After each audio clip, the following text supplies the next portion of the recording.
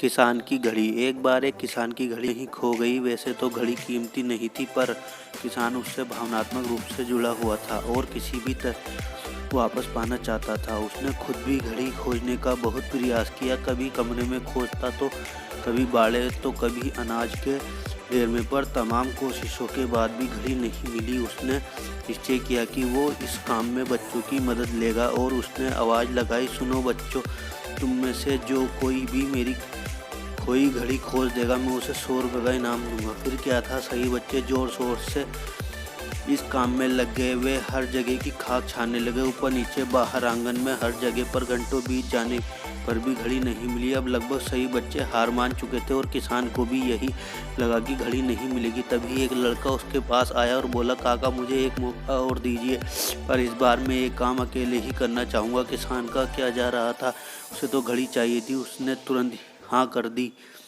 लड़का एक एक करके घर के कमरों में जाने लगा और जब वह किसान के शयन कक्ष से निकला तो घड़ी उसके हाथ में थी। किसान घड़ी देख प्रसन्न हो गया और अचरज से पूछा, बेटा कहाँ थी ये घड़ी, और जहाँ हम सभी असफल हो गए तुमने इसे कैसे ढूंढ निकाला? लड़का बोला, काका मैंने कुछ नहीं किया, बस मैं कमरे में गया और चुपचाप बैठ गया और घड़ी की आवाज़ पर ध्यान केंद्रित करने लगा।